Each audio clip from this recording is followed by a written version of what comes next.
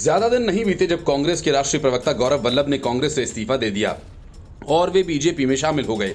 उसी के साथ संजय निरुपम ने भी कांग्रेस से इस्तीफा दे दिया और दोनों नेताओं ने खास तौर से राहुल गांधी और जयराम रमेश जैसे नेताओं को निशाने पर लिया। इन बड़े झटकों से कांग्रेस उभर भी न पाई थी कि कांग्रेस से एक और प्रवक्ता ने अपना इस्तीफा देकर सनसनी फैला दी। महाराष्ट्र कांग्रेस के प्रवक्ता राजू वाघमारे ने उसी अंदाज में अपना इस्तीफा दिया जिस तरीके से संजय निरुपम ने कांग्रेस छोड़ी। वाघमारे कांग्रेस छोड़ शिवसेना में शामिल हो गए। लोकसभा चुनाव के पहले थोक के भाव में दिए जा रहे इस्तीफों से कांग्रेस में खलबली मच गई।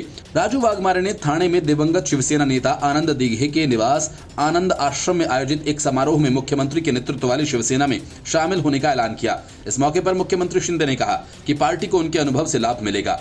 उन्होंने घोषणा की कि वाघमारे शिवसेना के उपनेता प्रवक्ता होंगे। शिवसेना में शामिल होने के बाद वाघमारे ने दावा किया कि महाविकास आघाड़ी गठबंधन में सीट बंटवारों की बातचीत के दौरान सांगली और भिवंडी लोकसभा सीटों पर मजबूत दावा करने में कांग्रेस विफल रही। इससे पार्टी कार्यकर्ताओं में भ्रम और चिंताएं घर कर गई हैं। वाघमारे ने आरोप लगाया कि कांग्रेस नेतृत्व उद्धव ठाकरे के आगे दब चुका है। उन्होंने कहा कि कांग्रेस के अंदर भारी उथल पुथल मची हुई है। उन्होंने कहा कि मुख्यमंत्री की कार्यशैली को देखने के बाद ही शिवसेना में शामिल होने का फैसला किया।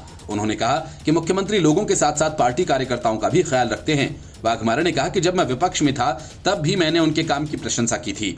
मुख्यमंत्री ने कहा कि उनकी सरकार में राजनीति में नकारात्मकता को दूर करने का काम हो रहा है, सकारात्मकता लाई जा रही है और इससे अच्छे लोगों को विश्वास दिलाया जा रहा है। शिंदे ने कहा कि विपक्ष को अगले 50 साल के लिए घोषणा पत्र घोषित करने का कोई अधिकार नहीं है। उन्होंने कहा कि कांग्रेस को पिछले 50 वर्षों में अपने कामकाज और प्रदर्शन का हिसाब देना चाहिए। आधिकारिक आवास वर्षा में राजनीतिक बैठकें आयोजित करने पर विपक्षी नेताओं की आलोचना और आरोपों पर शिंदे ने कहा कि वहां ऐसी बैठकें आयोजित करने में कुछ भी गलत नहीं। शिंदे ने कहा कि सत्तारूढ़ महायुति गठबंधन के साथ सब कुछ ठीक चल रहा है। उन्होंने बताया कि महाराष्ट्र में बचे लोकसभा सीटों पर एनडीए उम्मीदवारों की घोषणा जल्द हो जाएगी। Bureau report, news of India.